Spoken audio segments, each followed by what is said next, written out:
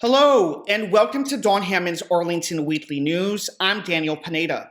We have a great program this week. We have our news stories, community bulletin board, and 55 plus news. But first, a social media reminder. You can watch the Arlington Weekly News on our YouTube channel. That's youtube.com/Arlington Weekly News and the number 1. Also on Facebook and WERA 96.7 FM. And now on to our first news story for this week.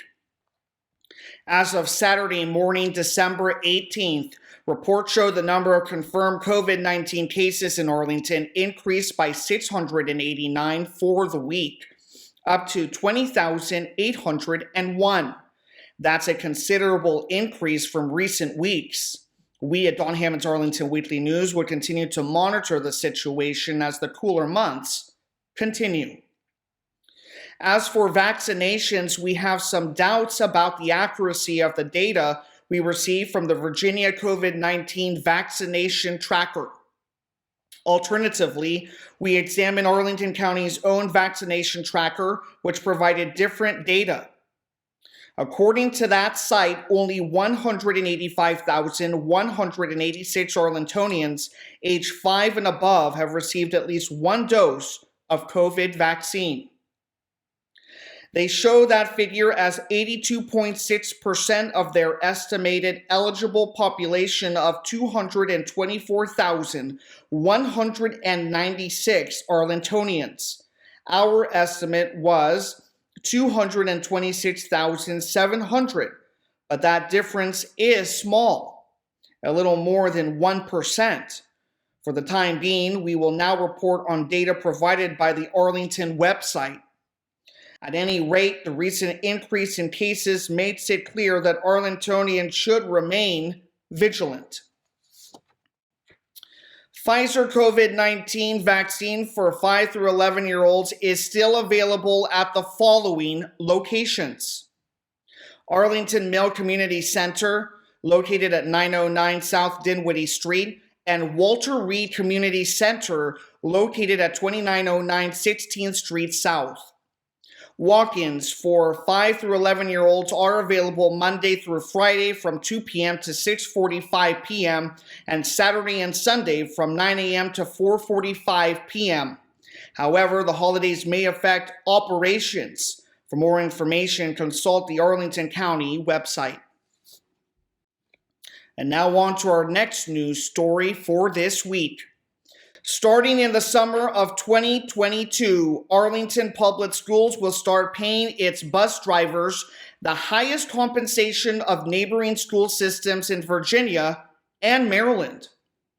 The decision was made after bus drivers advocated for better pay and changes to their working environment during demonstrations and school board meetings. Drivers also asked to receive the same bonuses provided to teachers who agreed to work during summer school, despite the fact that their contracts are based on year-round employment. According to Superintendent Francisco Duran, this is very important to me, to all of us, to ensure we're properly compensating our employees. We're not market competitive right now in many of our scales and positions. APS is also looking to overhaul payment structures for teachers, administrators, and support staff and make up for pay increases not granted in 4 of the last 10 years. School board member Cristina Diaz-Torres said, "I want to acknowledge that it's going to be very painful for certain sectors of our community who have been very attached to certain programs, that we are going to need to make some choices to cut. we're going to need to make those strategic choices in order to invest in the thing we know that matters the most: our staff. According to APS, compensation for bus drivers and attendants had already increased in the 2018, 2019, and 2020 fiscal years. Now, the approved budget for fiscal year 2022 includes a 2% cost of living adjustment for bus drivers and pay increases based on years of service.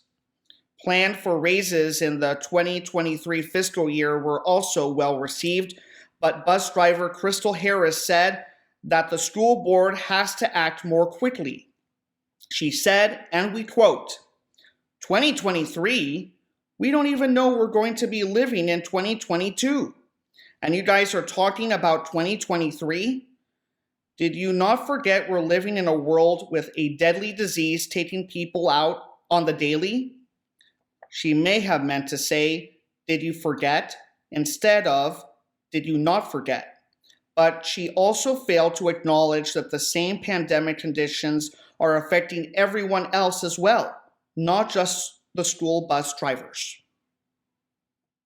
Here's a year-end reminder. A 5-cent tax on disposable plastic shopping bags will take effect in all 3 jurisdictions on January 1st, 2022. The tax gives shoppers an incentive to bring their own reusable totes rather than accept single-use disposable plastic that can end up polluting local waterways or simply tossed in with trash destined for incinerators and landfills.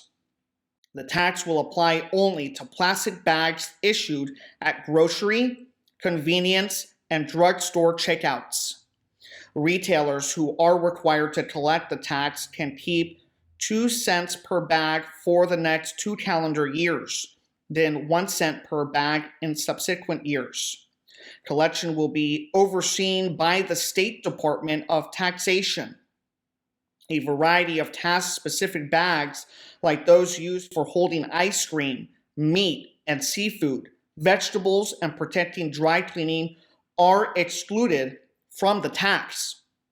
Also exempt, bags that are products themselves, like those used for lining trash cans and holding pet waste. Paper bags at checkout are also not subject to the proposed tax. And now on to our last news story for this week. Independent creators with adventurous spirits are a special part of every community and make each area truly unique. Arlington's Doreen Andrews has helped to add Arlington to that group with the recent publication of her book, Jack's Gift. It has been described as a thrilling, romantic historical novel about living a life of adventure and the past catching up to the present. The story has received rave reviews and is said to be a wonderful representation of the creative spirit in Arlington. A press release provides a preview of the plot. The year is 1944. After defying her mother's warnings about American men and then learning that her lover Jack's B-17 bomber has vanished suspiciously over the North Sea, raven-haired British Indian woman Amalie is left abandoned, pregnant, and in agony. Lost in waves of grief, Amalie vows to never love again. But for her daughter to thrive, Amalie must confront her fears and let go of the past. She wins an assignment in her male-dominated profession and crosses the Atlantic with her young daughter, JJ. In search of a relationship with Jack's family, Amalie shares JJ and herself with the American grandparents. Will revealing her secrets inspire their acceptance, or will the cruel actions of those she has trusted crush her hopes and put her daughter's future in peril? Jack's Gift is available both in paperback and as an e-book. Well, that does it for the news for this week. Now on to our community bulletin board stories. Hi, and welcome to CBB. Our first CBB event is called Stop In for Stories. This fun and interactive program combines activities such as read aloud stories, songs, rhymes, finger plays, and flannel boards, and introduces children to listening skills, picture books, the library, and the joy of reading. Families are encouraged to participate together and to borrow related materials to enjoy at home. No registration is required. Attendance is on a first-come, first-served basis until seating capacity is reached. For COVID-19 safety, all attendees aged 2 and older, regardless of vaccination status, are required to wear a mask while inside all Arlington Public Library facilities. You can call 703-228-5971 for more information. That's coming up on Monday, January 3rd from 5:30 to 6 o'clock p.m. at Glen Carlin Branch Library, 300 South Kensington Street. Our next event is good for kids aged 5 to 12. It's called Kids Club, and it's an afternoon school program for elementary school-aged children, varying from week to week. It's called Building Club on some Tuesdays, but it's also called Arts and Craft Programs on other Tuesdays, probably because they do different things. Registration is required for this event, and you must register for the total number of people who will be attending, including adults. Also, for COVID-19 safety, all attendees aged 2 and older, regardless of vaccination status, will be required to wear a mask while inside all Arlington Public Library facilities. You can call 703-228-6545 for more information about this one. It's coming up on Tuesday, January 4th from 4 o'clock to 5 o'clock p.m. in the Campbell Room at Shirlington Branch Library, 4200 Campbell Avenue. Our next event is for slightly older kids aged 8 to 11. You'll only need to register the children, but caretakers must stay with their child during the program. This event is for people who are interested in learning how to temporarily keep and care for creatures at home, and it's part of a continuing series. This time it's about Bess beetles and learning about the importance of keeping wild things wild. Supplies for at-home beetle care will be provided. However, all materials, including beetles, must be returned to Gulf Branch. For information, call 703-228-3403. You can register online or call 703-228-4747. And that's on Tuesday, January 4th from 4:30 to 5:30 p.m. at Gulf Branch Nature Center, 3608 North Military Road. Next up, after all that kid stuff, it's time to give the adults something.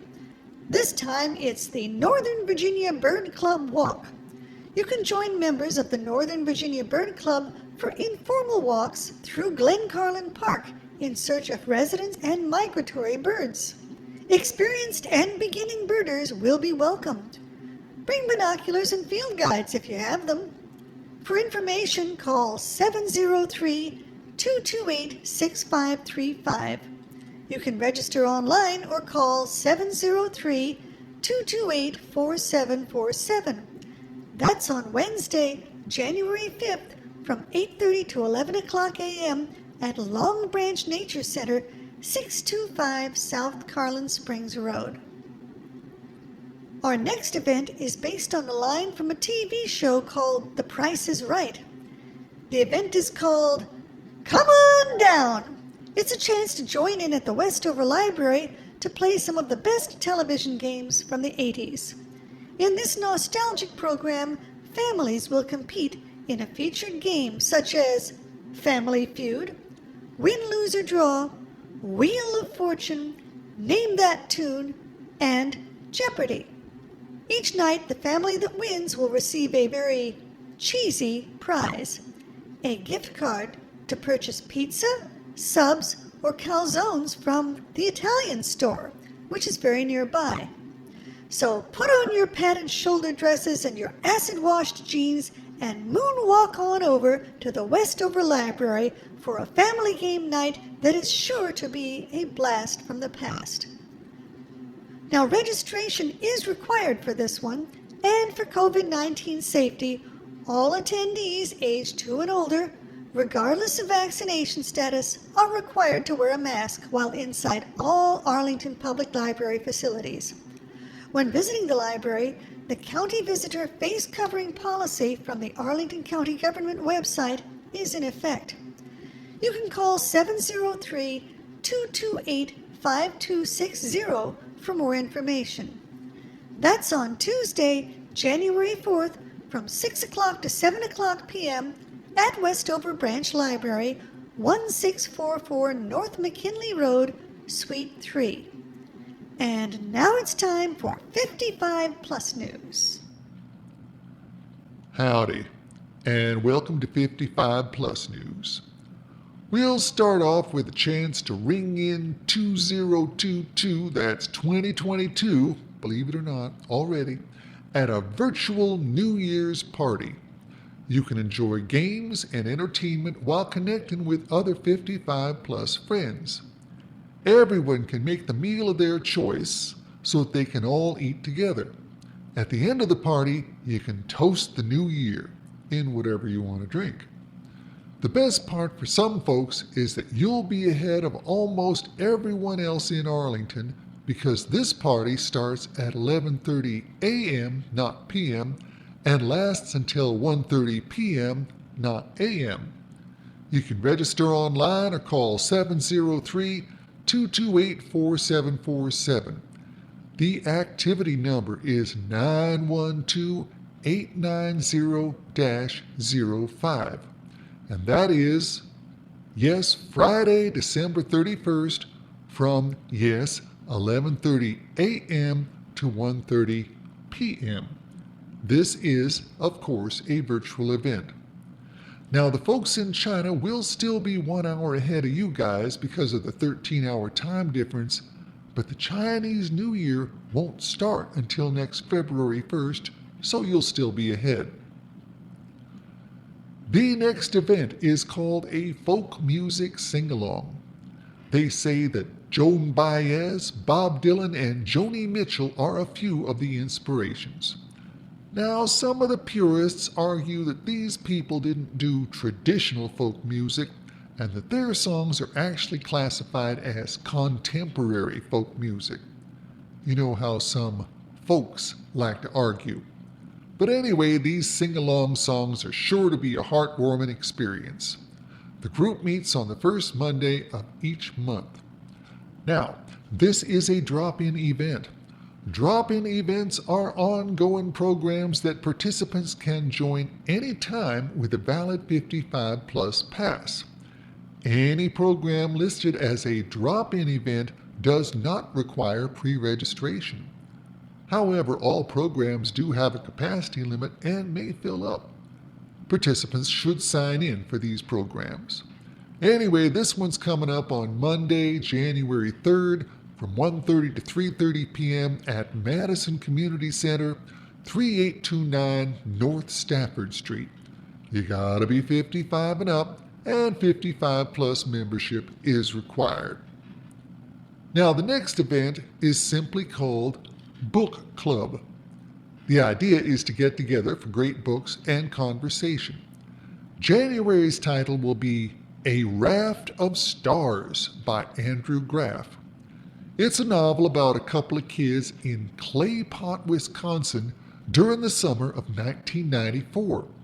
In the story, the lives of 10-year-old Fish Branson and Dale Breadwin are shaped by the two fathers they don't talk about.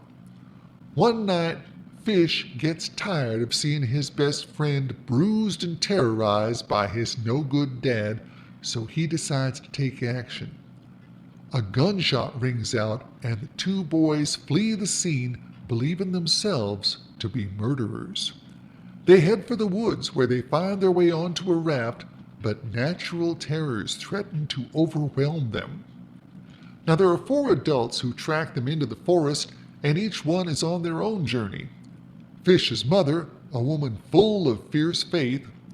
Fisher's granddad, who knows the woods like the back of his hand.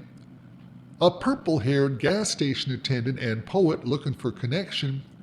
And the sheriff, who's having his doubts about a life in law enforcement. Anyway, that's the gist of it, and as they used to say in grade school, if you want to find out what happens next, you gotta read the book. This is also a drop-in event, so it does not require pre-registration. However, all programs do have a capacity limit and may fill up. That's on Tuesday, January 3rd, from 1:30 to 2:30 p.m. at Langston Center, 2121 North Culpeper Street. You gotta be 55 and up, and 55 plus membership is required.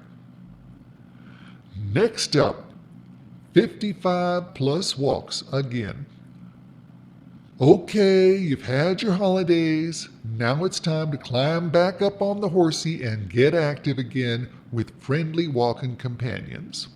You'll explore nearby trails and neighborhoods in a safe, socially distant manner. Destinations may be changed or excursions canceled for inclement weather or code red days.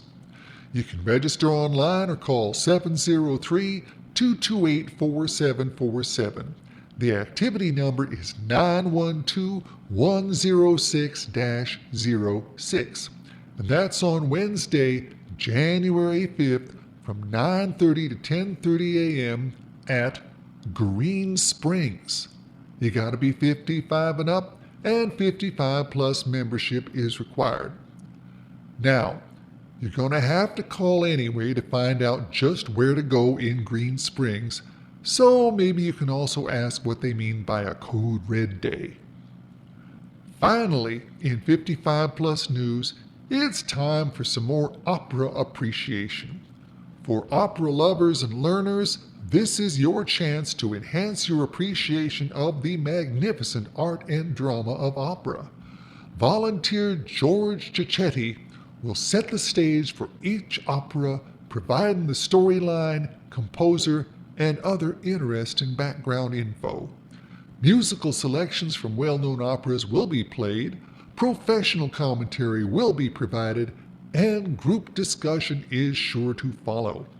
The group meets on the first and third Wednesdays of each month. You can register online or call 703-228-4747. The activity number is 912-300-13, and that's on Wednesday, January 5th from 1:30 to 3:30 p.m. at Lubber Run Park, North Columbus and 2nd Street. You gotta be 55 and up, and 55 plus membership is required. Anyway, that's all I got for 55 plus news. Although this last item is a part of the news, we feel that it also calls for commentary. A group of Arlington County first responders and staff from other departments are petitioning the county to reverse course on its vaccine mandate.